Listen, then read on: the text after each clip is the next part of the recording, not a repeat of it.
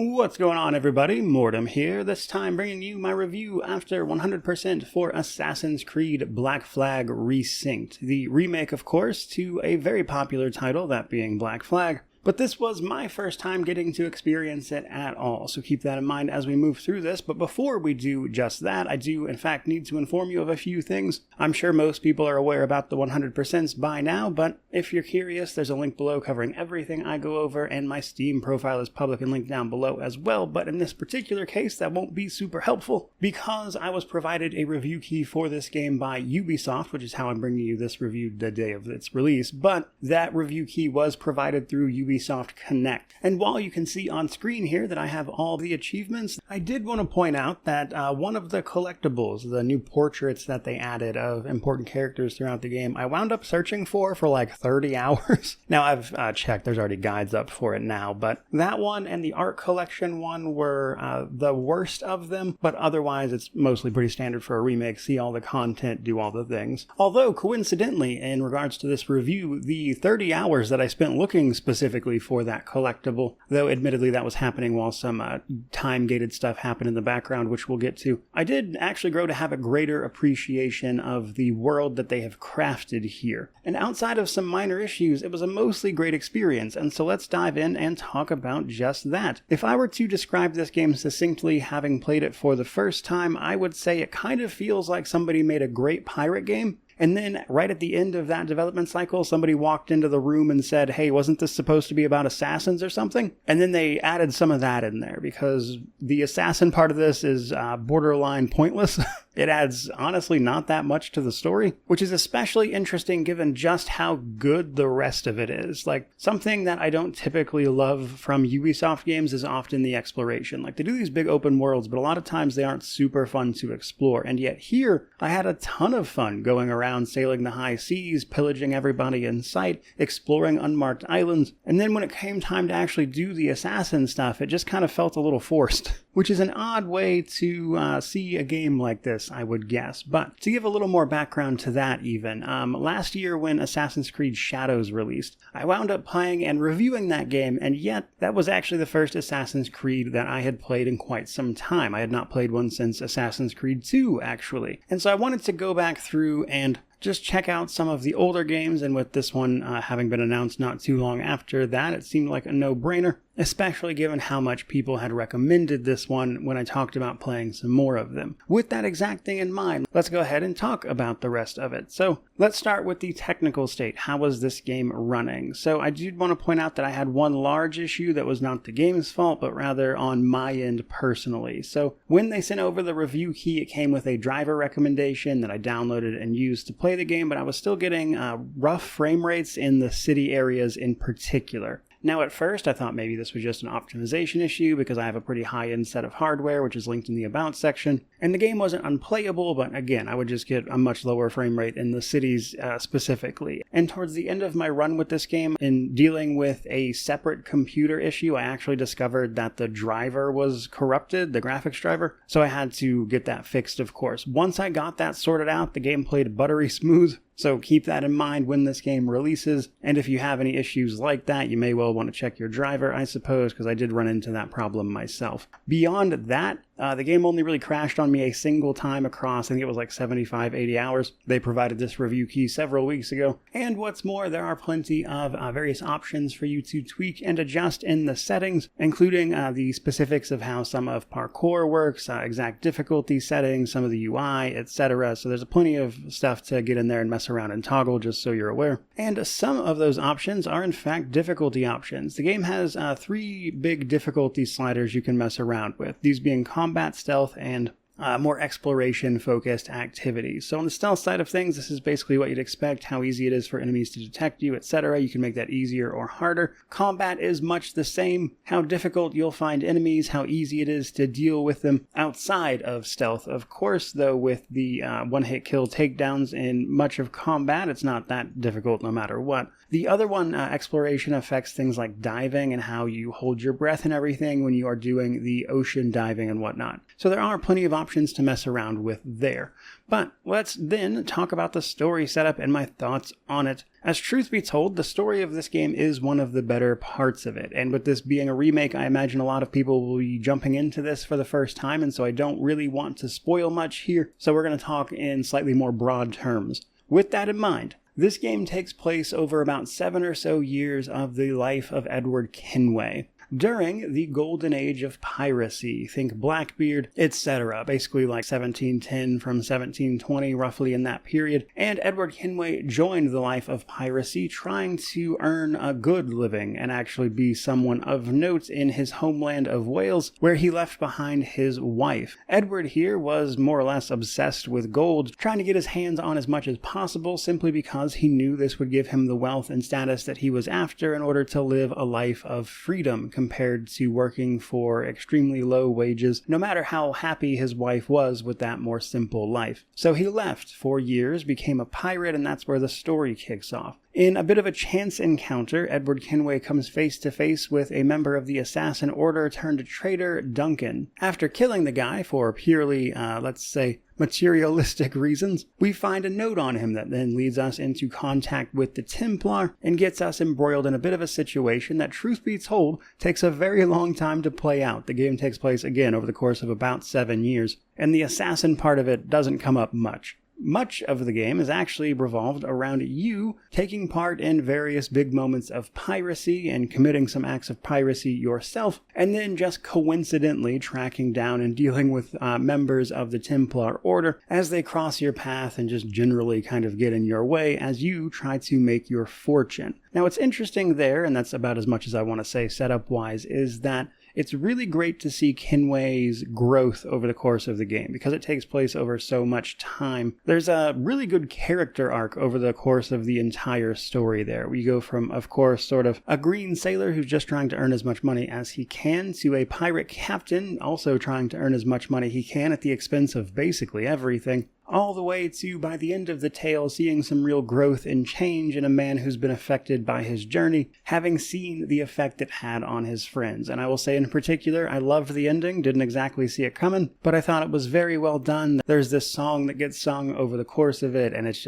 really well done. But nonetheless, when it comes to talking about the story of this game, you may well have questions about the sort of real-life portions, if you will, where you would actually come out of the animus of the Assassin's Creed franchise and take place in discussions in the modern day, and you may well be interested to know then that those are just straight up not here. So those portions have been cut pretty much entirely and replaced with these rifts. So there are 4 rifts which pop up at certain points in the story that are completely optional, but if you choose to do them, give you, I would say, an interesting look at what's going on with the animus and that sort of more modern day plot line, but again, you don't have to engage with that at all. Overall, though, a surprisingly great story, worth experiencing, and I can tell just from this why people enjoyed this game so much over the years, and it's definitely one of the best things the game has going for it, but we're hardly done there, because next up we are talking progression. So there are plenty of progression mechanics throughout this game, dealing with, of course, Edward himself, as well as the Jackdaw, and even your hideout. Starting with our base character, however, we are, over the course of the game, going to find a variety of weapons, be that cutlasses, rapiers, pistols,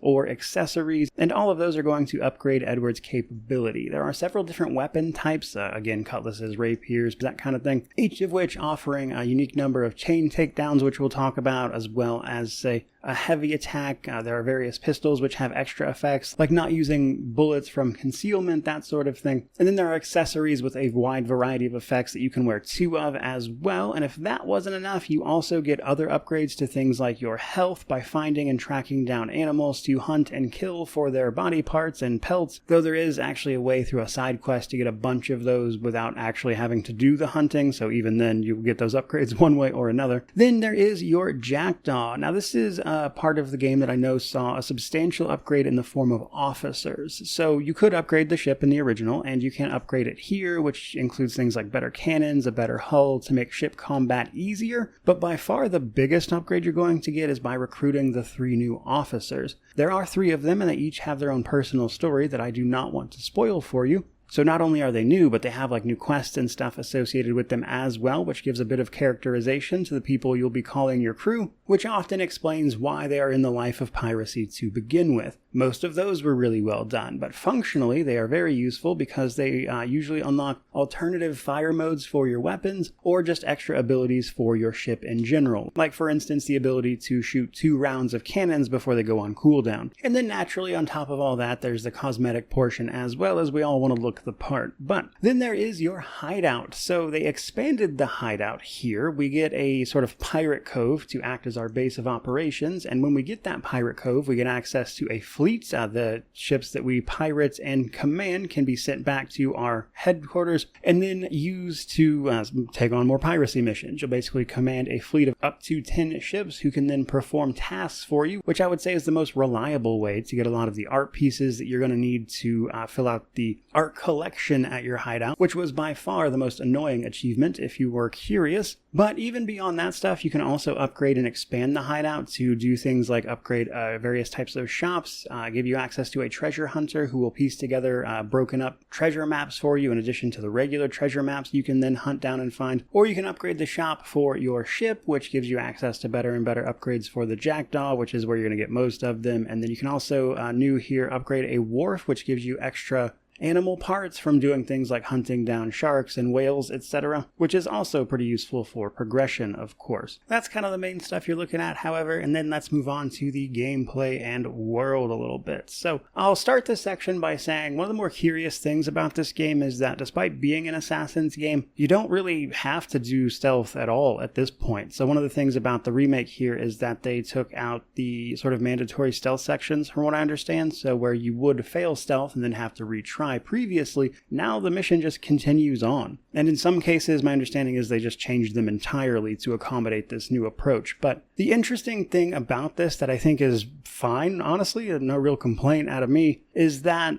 the stealth approach is completely optional. You just don't have to do that. You can rush in and attack everybody and do it that way if you want. And in many cases, that's just straight up faster because stealth is, by its very nature, a little slower paced. And once you get your upgrades in particular, you're more than capable of just walking in and wiping everybody out completely action-adventure style. So it's a little curious that stealth is absolutely present and viable, but completely unnecessary and slower most of the time. But a little more functionally speaking, this game is comprised of 3 main cities, Havana, Kingston, and Nassau, alongside various other locations that are a little more traditional in their approach, but then there's also the open ocean, as well as a whole bunch of unmarked islands that you can explore and find some extra loot in. Talking about these cities in particular, so these are a little more traditional in their approach as far as Ubisoft is concerned. You have your traditional viewpoints. These unlock various points of interest on the map that you can then go around and hoover up, and occasionally there's extra things like the taverns, which have their own mini games, as well as the ability to buy tips about convoys on the open ocean. But in many ways, I would say the cities just feel like more of what you would probably expect from Ubisoft overall, which is just, again, that sort of traditional checklist style nature. Where the game gets much more interesting to me is everywhere else. Now, your marked locations are places they expect you to explore. They are marked. As such, these also have a checklist of things to do, but thanks to their nature, the wilderness, the animals that can spawn there, etc., it feels a little more dynamic in its approach. And while functionally, yes, very similar to the cities in terms of approach, I personally found exploring these parts more interesting. By comparison,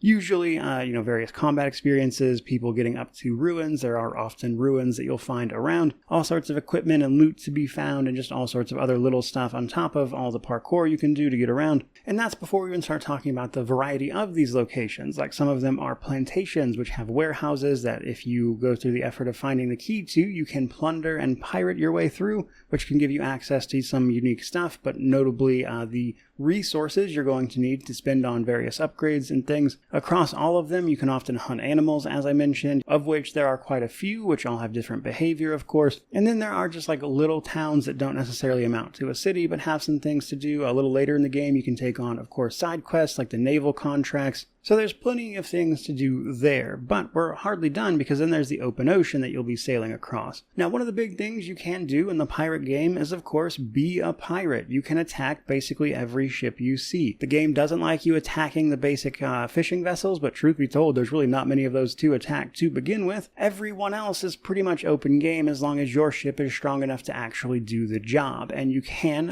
incapacitate them basically and then choose to board them and then take over their ship and then choose to either send it back to your fleet, salvage it for repairs, or let them go to lower your wanted level. As you engage in piracy, your wanted level goes up and pirate hunters will come for you, so certainly be prepared for that. On more than one occasion, I had them show up at a less than opportune time for me, but all of that is going to allow you to engage in the ship-to-ship combat, which is primarily done by, of course, outfitting your ship as the very first thing, but then in the lower ship mode, so there's sailing, and then the regular mode where you're in slightly tighter control of the ship, which is where combat takes place, and by pointing the camera in the direction that you are looking, you then activate the weapon on that side of the ship, and then you can use that, of course, to attack. You also get access to a ram, a mortar, as well as the ability to do things like perfectly brace to reduce incoming damage and things like that, and overall, it's a pretty fun system for what it is. And if that wasn't enough, while you're sailing, you can get your crew to sing sea shanties, and I've got to tell you, Leave Her Johnny is my favorite one by far. I love that one. But outside of piracy on the open ocean, you can also do things like find floating loot, pick up floating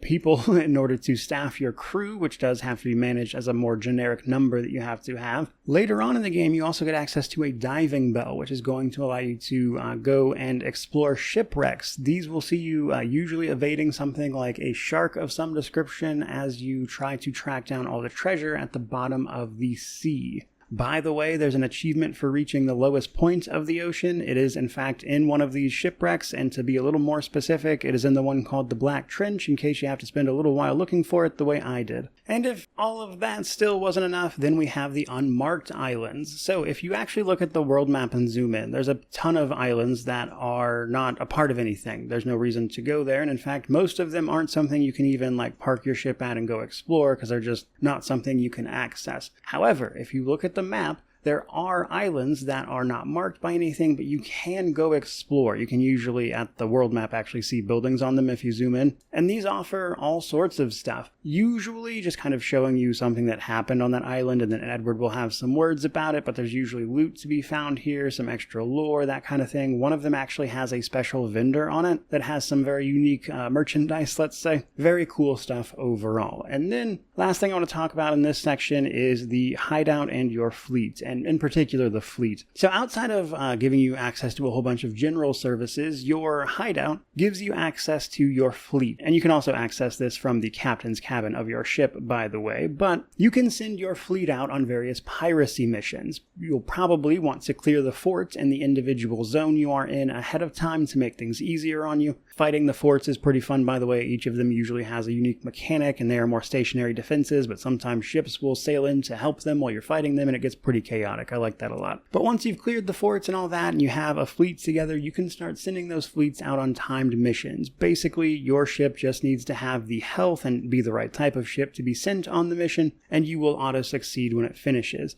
These take time that is only counting down while you are playing the game. While this was happening is when I spent that 30 hours running through looking for that one collectible I missed, and this was mainly because some of these fleet missions give you art collection pieces, which was the only way I could find enough to fill out the art collection for that achievement. I gotta be honest with you, outside of that art collection, there doesn't seem to be a ton of reason to do these fleet missions unless you're just really desperate for some of the resources they can provide, but I also just didn't find that necessary, so do you, I suppose. And then just one little quick note before we move on to combat. They added a dynamic weather system this time around. So weather is dynamic, and this mainly means storms on the open ocean. And I gotta tell you, I think the game storms a little too much. I think they could stand to tone it down.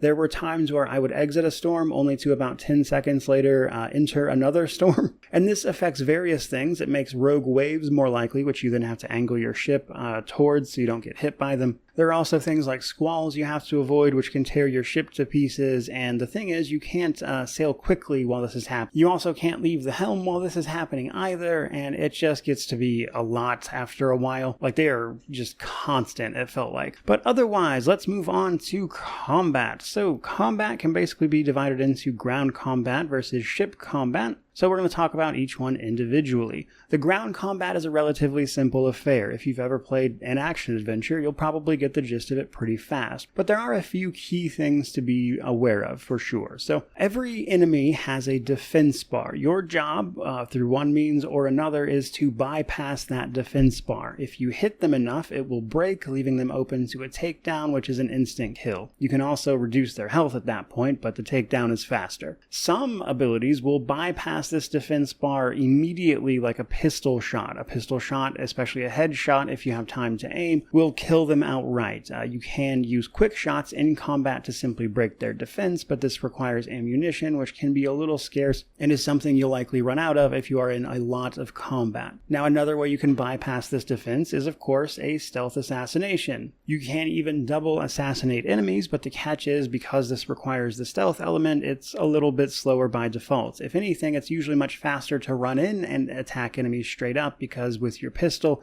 as well as the new perfect parry system, it's pretty easy to chain a bunch of takedowns. So one of your main forms of defense on ground is the parry, and if you perfectly parry an attack, that enemy is then opened up to a takedown and then sets off a chain takedown. So based on your main weapon, you get a maximum number of takedowns for a chain after a perfect parry from 2 to 4, meaning that you can perfectly parry, instantly take that enemy down, and then chain that takedown to other enemies, taking down a bunch of them at once. So far, so good, but from there, it's really more about the details of things like enemy types, as well as the weapon types and tools you are using. So on your end, there are different weapon types. There are different types of, like, say, rapiers, cutlasses, etc. Each of them has like a different heavy attack and a different amount of chain takedowns they can perform in combat, so find something you like and kind of go with that, of course. Enemy types, however, make things a little interesting as well. There are about 6 of them in total. Brutes in particular are usually the ones to look out for, because they will